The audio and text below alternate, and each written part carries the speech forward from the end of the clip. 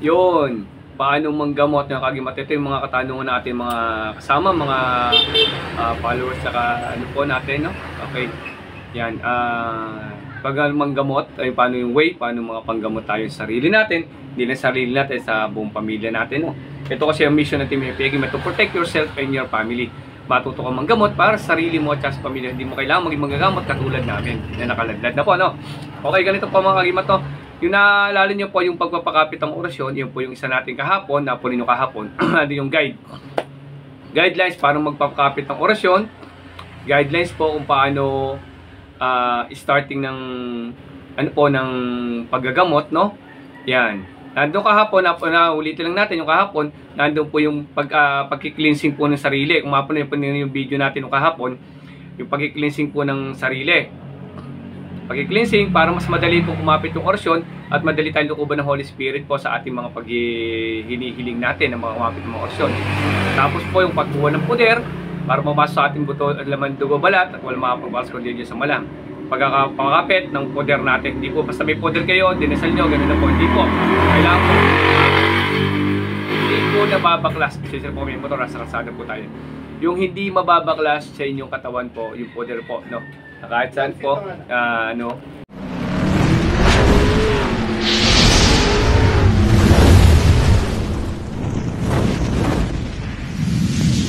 Yun guys, no, ano na natin, napakapit ang mga orasyon, no? May mga poder tayo dito sa ating channel po, hanapin nyo lang. Poder ni Maria, Walaban ni Maria, poder sa Tortoronados, poder ng St. Benedict, poder ng Pitong Arkangeles. Nandito po yan, magagamit nyo po yan, no? Opo, kahit yan lang po, okay na po yan.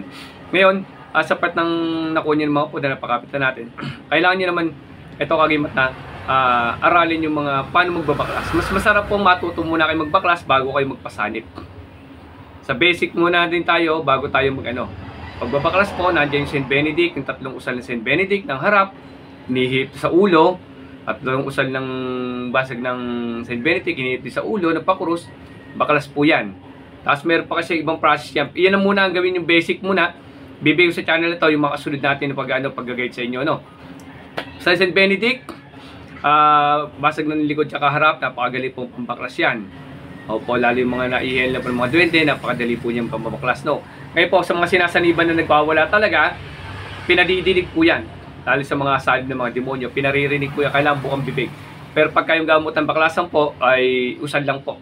Pero pagka yung magano po, ay kailangan po medyo dinig po nung sinasaniban ng mga demonyo. Opo, sa mga exorcism, dinig po nila yan. Para matuturete po sila, no?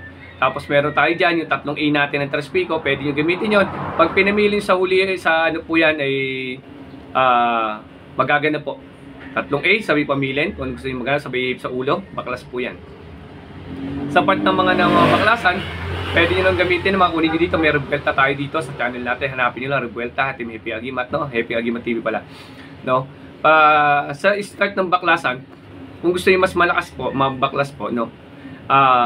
Ang gamitin nyo po yung Revuelta, gamitan nyo ng Revuelta, tatlong usal ng Revuelta, tatlong ihip sa ulo, tatlong usal ng harap ng St. Benedict, tatlong ihip sa ulo, tatlong usal ng likod ng St. Benedict, sabay ihip sa ulo, sabay tatlong A. Tatlong A na Traspico, sabay pamilya kung ano gusto nyo maganap. Baklasin nyo po ang ama na way baklasin nyo ang anumang sakit, spiritual, physical na taong to, at saka po bigyan nyo po ng poder. Ipan nyo sa pakur sa ulo. Ngayon kung meron kayong mga gabay na mga kaibigan, pwede nyo rin sila idagdag sa huli. Idagdag nyo rin po yung mga gabay nyo sa huli para makadagdag po na mas malakas po, no? Pag malakas ang kalaban, no? Starting nyo po yan. Yung po kailangan nyo muna ding i-basic muna kayo, sa basic na muna. Tapos kailangan matuto din kayo maghilot. Kasi po, yung kalimitan, yung pagod sa trabaho na may elemento, pag binaklasan po niya, may natitira po sakit ng katawan niya para matutunan niyo din yung paghihilot. Paghihilot po, kailangan po hindi tinataman yung buto sa laman na gagalawan po yan. Kailangan po kung joint lang po. Kung sa likod po, yung way po ng buto niya, yun po tatamaan nyo. Hindi pwede dito, ibiberin nyo pong kabila, tatamaan sa spinal cord, buto at laman spinal cord, masakit po sa likod yan. No? Sa una lang masakit, masarap yan kasi po may langis, no? Pag nilangisan nyo. Kailangan po, yung joint lang po dyan, may palikpik po, nakaganon po. Tatanggalin rin, may mainit, may bukol po. Agod-agod nyo, may lamig po yun. Hanggang sa mabasag nyo, hanggang sa ibaba nyo. sundan yung way ng ribs, no? Para hindi po masakit sa laman po, no? Okay, para hindi namamagay yung laman po niya, no? Huwag niyo tatamaan buto sa laman po. Tapos po yan, kagimat, no? Pagbabaklas, tapos hilot po, no? Ayan po. Tapos sa part na, no, pwede nyo na yung healing water. Gawa tayo ng mga healing water na para sa inyo po, para makatulong po sa inyo, no? Yan. Basta yung mga basic muna po, ang ninyo, bago kayo magkaroon ng kumbate. Susunod rin natin, magkaroon tayo ng mga part ng kumbate para maaral nyo rin po yung iba't ibang ng kumbate, no? Sa ganun po, yung Vuelta, 3A, tapos St. Benedict, yung po hanapin nyo dito sa channel natin. Nasa channel din po natin yan. Basic muna po tayo, para hindi kayo mabigla. Mahirap po mabigla po, no? Na sumapa kayo sa kumbate na hindi ganun kalakas ang inyong karga sa katawan. Yung poder po, huwag nyo kalilimutan, paggising ng umaga, magkarga na po kayo. At bago matulog, magkarga din po kayo. At sabi sa inyo, yung sa Team Happy Agimat, yung sinasabi ko sa pondo ng Team Happy Agimat, ama namin, bago ng Maria, wala natin sumasampalataya. 3 beses ako sa umaga, 3 beses ako sa gabi. Pero pag wala pong ginagawa, nagdadasal po ako pag nakatahimik lang po ako. Yan, yun po yung mga basic po natin na pag-aaral po sa gamutan. Opo, una, kahapon, yung pagpapakapit ng orasyon. Okay, na-basic natin yung natin, pang starting natin. Ito yung pangalawa natin na session. Okay, tapos may susunod pa tayo hanggang sa umabot tayo sa kumbate. Ayan, kunin nyo na po yung mga orasyon dito sa atin, sa YT channel natin, mga poder. Tapos karga nyo na yung basag ng Ligod at St. Benedict. Yan po yung mga basic po natin. So, tapos sa part ng orasyon, mag-usapan natin sa part ng orasyon, kagimat. Yung mga orasyon kasi, meron kasi part na nagpagtatalunan, no? Ngayon, sa part kasi ng mga isang orasyon, pag sinabi ko sa inyo yung gamot sa ubos ipon lamang to, meron pa pong ibang gamit din yan na matutuklasan nyo at yung makukuha nyo sa iba't ibang healer po, no? Opo, kung nagagamit po at napapaganin nila ng ganung aral, gamitin nyo rin po, pwede po yun. Oo. Ngayon po, huwag nyong subukan lang basta-basta, wala naman kayo idea talaga na ng paggamit, no? Ngayon po, yung kagaya ng umubos yung bil sa baot, yun po ay ginagamit sa ubosin po lagnat ng mga bata, matanda, no? Basta yun po, sa physical na sakit po. Pero alam nyo ba na ginagamit siya sa isang gamutan? Yan po ay ginagamit din kasama ng pampaklas. Opo, no? Kasama po sa pambaklas din na ginagamit.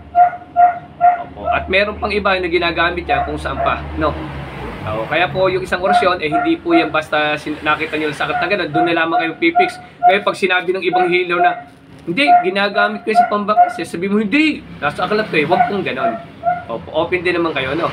Basta sa akin po, yung nakita nyong ginagamit na napapagana na po, hindi po basta na kayo kumuha sa isang channel, at sa gagamitin nyo agad, yung nagagamit na po. Hindi po ako nagbibigay ng orasyon dito, hindi nyo po magagamit po, no? Hindi ko nagamit, no? Yung mga po dito ay nagamit ko po. Hindi po naglalagay, hindi po nagamit pa, no?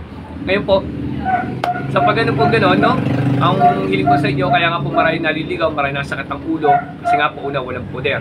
Tapos yung mga orasyon po, na wala naman palang hindi nagamit, nilalagay sa mga channel nila, medyo masakit po sa ulo, no? Kailangan po, mas maganda po, may kilala kayong healer, personally nyo makita, personally kayong magkausap, tapos yung nagamit na orasyon na nakita mo sa gamutan habang nagagamot sila, may mission sila, sumama ka, yung ginamit na orasyon doon, binahagi sa'yo, mas maganda po yon. Kasi alam nyo na gumagana po, no? Basta isang orasyon po, hindi lang po sa isa, huwag kayong magbebe sa isa lamang, no? Na ito ay para dito, ito po ay meron pang ibang gamit pa. Ayan. Yung mga basic po natin aral po ngayong hapon, no? Susunod po, yung iba naman na kasunod na, itong mga basics natin, may mga kasunod pa po tayong ibibigay sa inyo hanggang sa umabot tayo sa kumbate. Yan. Maraming salamat. God bless. Alam mo makatulong sa inyo. Ang konting kalaman ninyo kagimat, safety agimat na mahilig sa agimat, pero wala namang agimat. Nasa puso ang tunay agimat. Laging tandaan, linisin ng puso para mas madali po magpakapit ng orasyon, malumukob ang Holy Spirit po, no? Sa pagtawag ng Ama, lahat po yung magagawa. Sabi nga ng Yesu Cristo bago umalis sa lupa, sabi sa mga apostoles, sabi niya sa mga apostoles na gawin nyo ang ginawa ko dito sa lupa pag-akyat ko sa langit, sa pagtawag sa Ama. Diba? Pagtawag sa Ama. Sabi ng iba, apostoles, no?